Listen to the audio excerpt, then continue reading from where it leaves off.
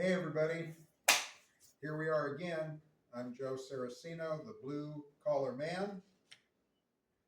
I want to welcome you to the Twisted Wrestling Studios in beautiful Inglewood, Florida. And in actuality, we just completed training. You're gonna enjoy one of the little treats for our October 4th show, which we'll get into in a little bit. We've got a student match, and our man on the scene here, Robbie Idle, has been working with them. So you're going to see two students as excited as can be. And so looking forward to having that, and we'll get into that in a minute. But I have a guest here that I want all of you to pay attention to, that has really been around. And it's Robbie Idle. Robbie, how are you, sir? I'm good. How are you doing, Thank Joe? you. Thank you for having me on. Thanks for being here. I mean, I'm in the presence of legendariness, if you know what I mean. And it's good. I mean, you've been everywhere doing everything, right? Correct. And he also has a book, Looking Up at the Lights, My Life in and Out of the Squared Circle by Robbie Idle. So again, thanks for being here with us. You're welcome. Thank you for having me on. Let's just get right into it. If you don't mind, tell us a little bit about your start, maybe even growing up. It talks a little bit about that, like my teenage years, let's put it that way. We talked about it. Coming from losing my mom at an early age, and her husband, my stepfather, and him and I couldn't stand each other. And no matter what you did, you didn't do anything right. You'd always get at least every other day that you would never amount to a fucking thing in this world. Preach it.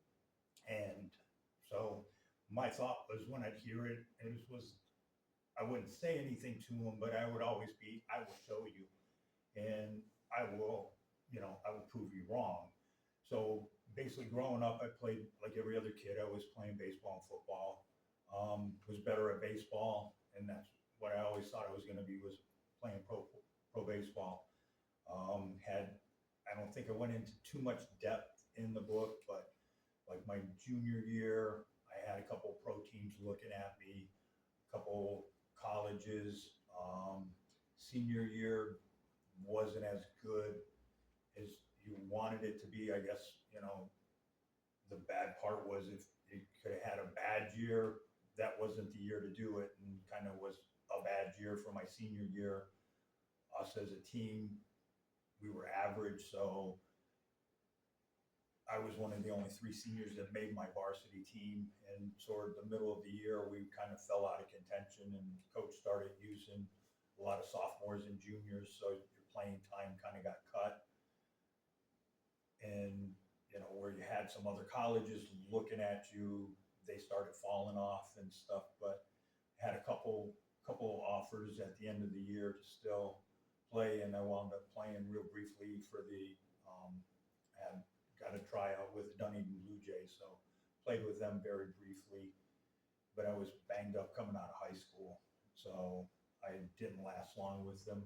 So talks about it in the book about taking one of my scholarships and just going and trying to play football, and it was going to Florida A&M. And I started lifting weights, and from lifting weights, I kind of gravitated towards the bodybuilders, and they kind of accepted me. And I wasn't worried about going to school. I really was going to school to play sport, play football. I wasn't going to school to learn, so I kind of just said I like this lifting weight thing, so kind of got into lifting weights. Yeah, you guys are going to see a storyline here. There's even some cool pictures in the middle of the book as he begins to tell his story. And obviously, we won't be able to do the whole thing, but I asked him if he would, to highlight some of these areas that we're talking about right now. So, like a highlight. So it was funny. It's in the book, but it talks about it. One of my friend's buddies that I hung out with, like at that time, his dad would go, you got that look of a professional wrestler. And I'd always been watching wrestling. I think that was the only thing that my dad and I had in common. So I would always watch wrestling, or when it come to Robarts, I would go to Robarts. And sometimes I would wind up just kind of hanging out at the locker room. And if somebody was out, I would talk to them. And it's in the book. Like I got to talk to Kevin Sullivan. I actually got to lift with Kevin for, I went up to Tampa and lifted with him. Didn't like ask him how to get in. I didn't want him to think that was why I was, I'd asked him. So I just wanted to lift with him because I knew he had competed in bodybuilding and powerlifting and stuff like that. So kind of got to know Kevin a little bit.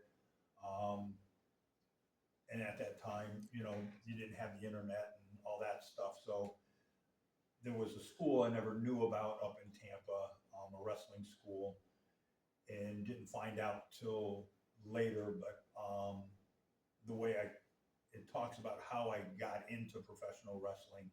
So I was, give you a little bit of a background, or everybody out there. At the time, my training partner and he had qualified for Mr. America, and I was training for Mr. Florida, and we were training together. And Rick Ryder and Bob Cook were in the gym, and I poked my training partner and go, "Hey, look, it's the guys from Florida Championship Wrestling." Saw Rick, I nodded to him, and Rick came over and was like, "When you guys going to learn how to wrestle?" And I was like, "What I got to do?" And Rick was like, "Show me how to lift weights, and I'll show you how to wrestle." And that's how I got my start. What a deal. It was kind of funny. I mean, I always tease Rick because it worked out for me. I got to, him training me, I got to break into professional wrestling and everything. Rick, on the kind of funny side was I taught Rick how to lift, but the funny part was I probably showed him how to stack steroids more than how to lift weights. So, and then Rick just kind of stacked way too much. So, but I made out on the deal from Rick, and I always let him know. And then, it wound up, and wound up wrestling and took it from there. And I was fortunate enough to, break in a lot sooner than a lot of people. We will say probably my first couple months in the independents wasn't good, but thankfully, because of having an athletic background, I caught on kind of quick. And then, I got a tryout with Florida Championship Wrestling, and then everything took off from there. At one point, it's funny. I mean, it talks about who I worked with, people I wrestled. So I wrestled a lot of the famous people. Could we cover some of them? Because Sure. as I read the book, Yeah. again, I didn't know. So in the Indies, it's funny because I probably helped his career more than he helped my career. Mark Merrow, or some of you know him as Johnny B. Bad. I worked him his very first wrestling match in the independents because Rick had trained him a little bit, and then he went to Malenko's, but Rick used him on his show. So I wrestled Mark, and he was athletic and good. So I told Rick, let's run it, because I was Rick's champion, and I said, and I ran a few things with Mark and said, let's run these angles. And we did a short, like 3-4 match title run with Mark and everything. Wound up through, who else did I work with in the Indies that were, of course, Rick Ryder and Bob Cook. Some of the other guys in my highlights in the independents was Jack Corbin, big guy that, somehow he just never took off. He was great though. So Jack, Tom Horn, who else did we work with in there? Buddy, and I don't remember his last wrestling name. So I got to work with some real good people. And then once I made it in Florida Championship Wrestling, I worked with all the big names, Kevin, Dory Funk Jr. Check it out. Yeah. Who else did I work with in there? Bugsy McGraw, Pez Watley. So, a lot of those guys. And then WCW, of course, I worked with all the big names in WCW. From Kevin Sullivan again to, probably one of the most famous ones that I got to work with in Florida Championship Wrestling, and a favorite because I watched him as a kid, was Dory Funk Jr. So I can actually say I got to work him. And then when I went to WCW, you know, Sting, the Barbarian, the Warlord, um, the Midnight Express, just like all the big names. And then like I was still doing some independent shows on the weekends and got to do some big shows. And I got to work Jerry Lawler, some other big people through there. And then talks about my wrestling career. So I'd started in 85 and goes through to 92, explains why I was out in 92. And then from the time I was out to what I did. So talks about where I went and stuff. And then in 99, I wound up coming back and I was trying to go to ECW and I wound up wrestling on the independent circuit again. And once About 80. that was 99. So 99, I wrestled from 99 to 201 on the independent circle. And as like some of the promoters found out I was back, I, you know, was kind of a big name and traveled all over Florida doing the independent circle. So, you know, and I wrestled again, big names like Tyree and some other people throughout shows. And then didn't make it to ECW, was probably a good thing. But I got to, you know, I wrestled mainly for RWA, which was Billy Lindsay's organization, and I got to be, you know, his champion, his tag team champions, and so I was like one of his big stars and everything. And like I said, I got to wrestle. It talks about that, and then talks about after that, like stuff I'd done, and I wound up coming back, even though I had retired in 2001. Of course, we never retire, and talks about some of my, you know, here's a match and, you know, doing, I guess, a couple guest matches and stuff like that. So, which was kind of cool because I got to, you know, wrestle Robbie Cook in one of the matches, and, you know, and then I wound up the last match in, I think it's 2014 or 2015. I wound up wrestling Bob Cook and Mark Mandrake, which was a lot of fun. And so, there's no doubt that you have a laundry list, like a lot of guys like Bob Cook, that there's just no question that, you know, you've earned your spot, you've paid your dues. But some of the things I also want to get into before we get through this, because I caught something here in some of your discussion about just the human interest story. And I noticed, especially when you begin talking about first growing up, you got emotional and still are. And it's still, you know, a lot of people say that the issues, good and bad, that time heals. Yes and no. Time doesn't necessarily heal. Sometimes time will just put it away far enough, and when you begin to bring those memories up again, it's almost like you're there experiencing it. But there's a reason I brought it up, and that's what I wanted to pull out of you.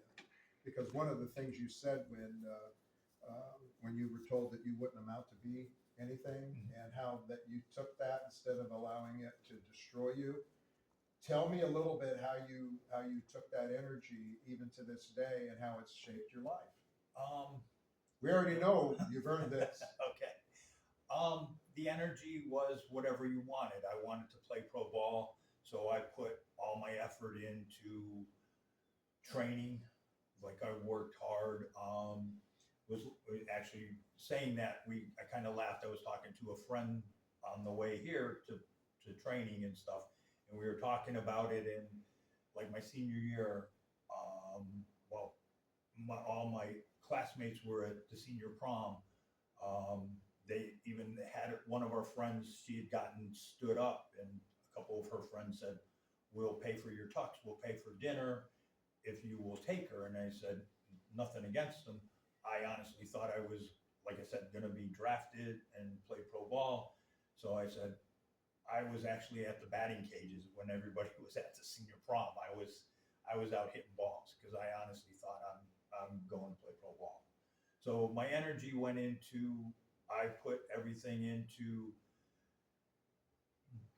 But trying to be the there was best. a lot of negative energy coming at you in the beginning, right? Well, yeah, but I didn't take it, the negative energy that was his, it made me, it gave me a driving force.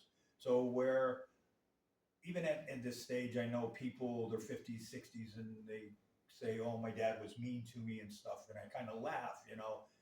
My household was a war zone at times. And my dad wasn't the typical dad, but I have no ill feelings towards him. He made me that work ethic. So he gave me that drive in the work ethic to, you know, to be the best at whatever you do.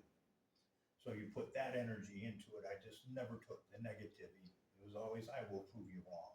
That's what I see. That's where we were headed. That's where we were actually heading. So again, we don't want to spend too much time because I want to get into a little bit more, but I do want to cover something on a lighter note. Okay. And still let you cover anything you want to cover. So, I think it's in chapter 4. If anybody has seen any of our TWA shows, there's a lady that showed up from time to time named Grandma Shirley. You know where I'm heading with this. I know where you're going. When I was reading the book, when I was reading this, I couldn't believe it. Now, Grandma Shirley slapped the bejesus out of Johnny Walker a couple shows ago, and I didn't realize she's the real deal. I mean, because you know why?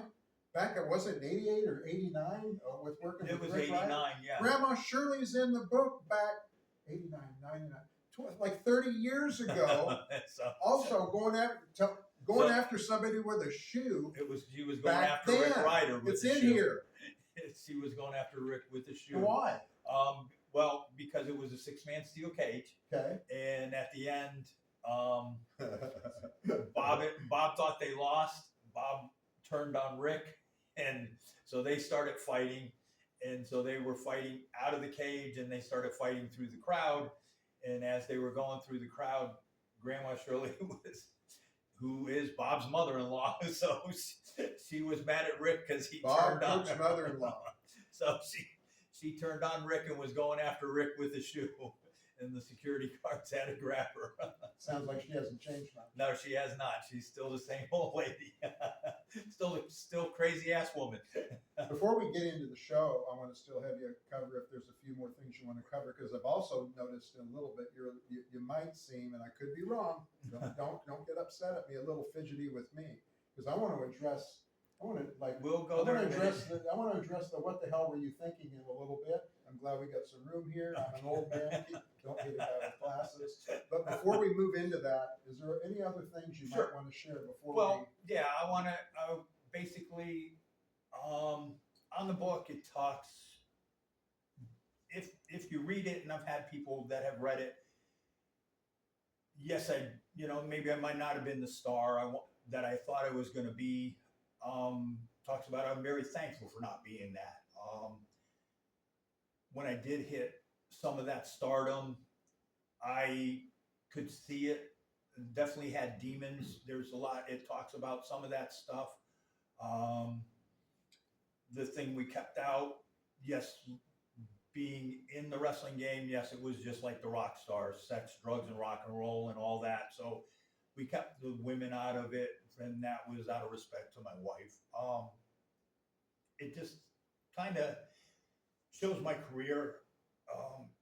I've always been injury prone and battled a lot of injuries, but it also shows that I never quit. No matter what, been thrown like that, throwing obstacles, and you just keep going. Where you see some people have been thrown obstacles. So actually, it talks about me losing my mom, and then with the dad and just the injury stuff, but you just never quit. So it just shows you can still achieve your goals, and where some people have said, like, you take like Randy Orton, Charlotte Flair, people that their parents have come from. It shows people like Bob, Rick, and I. You throw Mark in there, some other guys that even without people in your corner, you can still achieve what you want. have to work hard for it. So hopefully that kind of comes across with it. And basically, people that have read the book, I've heard nothing but very good reviews. Give two shout outs to two people. One is Scott. I'm going to butcher his name, and Scott, I apologize. He's a kind of a big time author, wrote a lot of sports books. Scott McCluskey or something like that. He got a copy, he read it, he wound up texting me and said, great book, loved the story. So that was, to me, that was like one of the biggest accomplishments, a big compliment coming from him. And then another lady that I have met at the YMCA, Carol, don't know her last name. She's a journal editor, and she was helping push the book, trying to push it to ABC, Channel 40, and a couple of the newspapers. And she read it and I got a big compliment from her. So the like two big writers that have read the book, and just she said great story, very compelling. And same like from Scott, being a big time publisher and stuff like that. So them saying giving me kudos and stuff like that meant a lot. So with everything you've been through, we would be remiss if we didn't answer a question for those that don't know you. Are you still married? Yes, I am. Yeah. And my wife is a saint.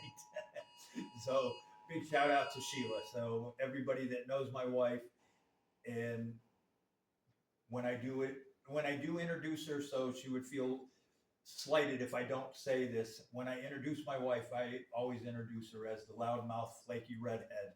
So not to slight her, but everybody that meets her, just as you do know how blessed and very lucky you are to have a saint as a woman as that.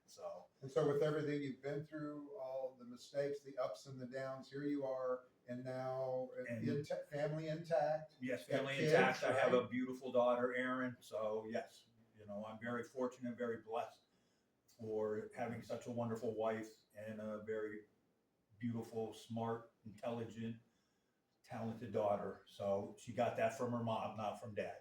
So You're too kind.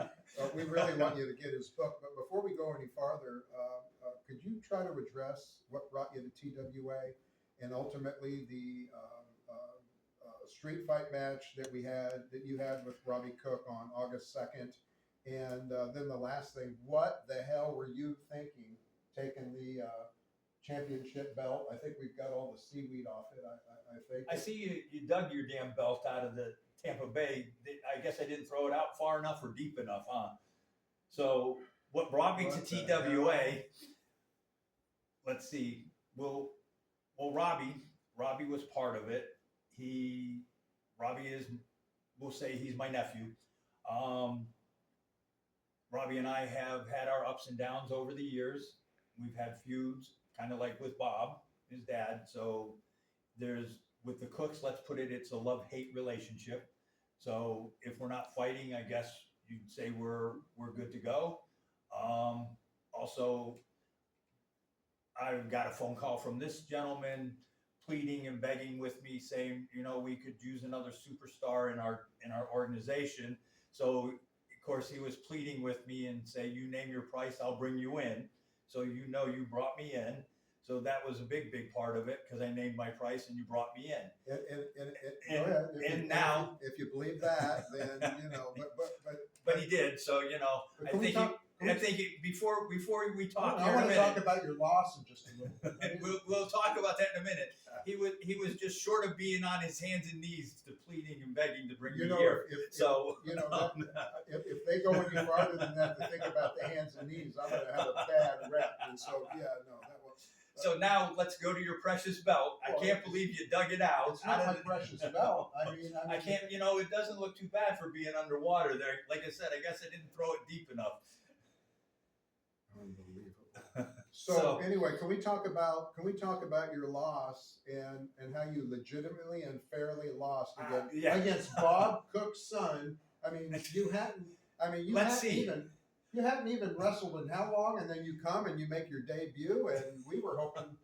You both. It was a crazy. You got to go to YouTube and watch that street fight. Well, let's But, see. didn't you I took lose on at that I match? took on Robbie. I took on Pete, who was supposed to be calling it down the middle, Oh, but he did the not. people's referee. And then at the very end, let's see, you had Jay Goodley handing him a baseball bat wrapped in barbed wire. So thanks a lot. I want to know whoever broke Jay Goodley out of the retirement home that snuck you out, you demented old man. I want to know them so I can kick them in the ass for trying to break you out. And then at the very, very end, as I watched the tape, I recall somebody, you handing Robbie Cook a chain, you handing him a damn chain and saying, he choked out, ring the damn bell. So I lost because you, Vince Jr., decided to do the Englewood screw job. I never tapped out. Screw job now. That's what it is. It's the Englewood screw job because you didn't want me to take this belt and throw it in the damn bay. Case closed. Like Paul Jones did in 1972. Case closed. I wanted to live my reenactment of the kid being the kid from Florida Championship Wrestling and watching Paul Jones throw it off the Skyway, so I wanted to reenact it. That's why at least Pete came to his senses and said, you got screwed by Joe. Here's the damn belt. So. Oh, Lord. Look, is there a chance you're going to show up at our October 4th show? Because, there's some of you that might want to meet him and maybe buy his book. And I know there's some unfinished business with Robbie Cook, but he's going to be facing Richie Paradise. Yeah, it may be in Richie Paradise's corner. What do you got to say to that, Joe? I will definitely be here October 4th. So anybody that wants to come get a picture with I guess you would call me the Bret Hart hitman of TWA. Yeah, so I guess I'm going to. Or so, or no, Yeah, well, you're Vince, so I guess Robbie hits Shawn Michaels. So, I guess I'm Bret Hart. So I can sit here and bitch and complain and say I got screwed, but hey, the joy was to kind of throw the belt off of the bridge, but the bad part, you got it back. That's the bad part. Here's the thing, and if we can have just a meeting of the minds for a minute, let me tell you that where I do appreciate this guy. He's been working with our students, and he's going to be at that show on the side over here near ringside when these two students are having their wrestling debut. So we do have enough of an agreement. They say in religion and politics it shouldn't allow you to, destroy one another. You ought to find something that you can unite with, and that we can unite with. Yes. So we'll get off the subject that you screwed me, Joe. And we'll talk about this. The last match. He asked me for another one, and I haven't given it to him on purpose yet. So yeah, we'll discuss that later. And we'll discuss it later not on camera. So let's talk about the students. So you have a 16-year-old kid named Anthony who I guess had a few issues when he was born. And we seem to be bringing that out. He's still not a big talker, but we are getting him he's talking. You can see from day one to now, and what I've been working with him, maybe 2 months, month and a half, at least. Somewhere in there, a month and a half to 2 months, and you can see from day one to now, night and day. And he's kind of like that. He's a powerhouse. He doesn't have a sports background. I don't think he played sports in school or anything. But I'm talking about coming out of a shell, right? Right, he's definitely coming out of his shell, and I'm very. It's cool to see, and that you had a hand in that. And then the kid that he's facing is Brian Johnson. No, not the singer from AC/DC. But Brian Johnson. This kid is very athletic, very talented, and you can tell he has a sports background, comes from playing sports. Very, very talented kid. Two contrasts in style, but you can definitely see from day one to day now the improvement in them and just like how well they have done. Proud of both of them. They both have done a great job, and can't give them enough credit. It's awesome. So, very, very like to see how far that they will go in the future. Wish I wasn't as banged up as I am. That it'd be kind of cool to kind of get in the ring and do a few things with them, but I'm able to coach them from out, and it seems to be working. So you, like they say, you don't fix what's not broken. So we'll just keep doing it and letting them go. And but both the kids have done very well. It's from like I said, day one to now, night and day. They're both doing a great job. I can't say enough for them, and kind of like to see what holds for them in the future. Great job out of both of them. Yeah, come and support. You can. Yes, come support them. You can get a hold of us. You can message me on Messenger. We've got seats left. We're for $15. It's October 4th. Ring Wars. It's $15 for a seat. We're going to feed you. Actually, we're even going to. We got, I think, a better meal plan than we had planned before. So we're going to feed you after you get to eat with the wrestlers. But get in touch with me, because you can't just show up. Where our studio at is still sort of it's a neighborhood of homes, and we're sort of tucked away secretly here. When you get a hold of us, then we'll tell you how to get here. It's not so much a secret society, but we want our neighbors to stay. All right, so I've got one more plug. Yeah. So then afterwards, October 12th, at 500 Degrees off of Laurel Road, from 2 to 4, it's a Sunday, I'm doing a book signing at 500 Degrees. So if you haven't bought a book, come get a book, come get a picture with me, come eat Italian food. Cool. Great food, great owner, family-owned business, all great family, super people. Sal and his wife, Mariah, and his 2 kids are it's a great family. Very awesome people. Food's great. So remember, October 12th, come to 500 Degrees, come get a book, come get some great Italian food, meet Sal, you'll have a new restaurant spot to add to your list. So from 2 to 4, you can come get a book and find a new restaurant. How can people reach you? They reach you basically. You can reach me. I'm on Facebook. You can message me through there. I'm on Instagram. So I'm through there. So if you need to get a hold of me, Facebook, social media, or reach out to TWA. Yeah, reach out to connect you. Yeah. So, and then if you show up here on October 4th, I may sign an autograph for you. I'll probably bring some extra books or whatever. Yeah, cool, please. And you get, like you said, you get to eat with the wrestlers. You get to hang out with us. You talk to us and stuff like that, and you get like a personal experience. It's pretty cool. So, you got the 4th and you got the 12th book now for you. So your month of October is almost take you almost to Halloween, guys. So that's cool. I you know what though, I am kind of sad to see this belt back. I wish it looked better at the bottom of Tampa Bay.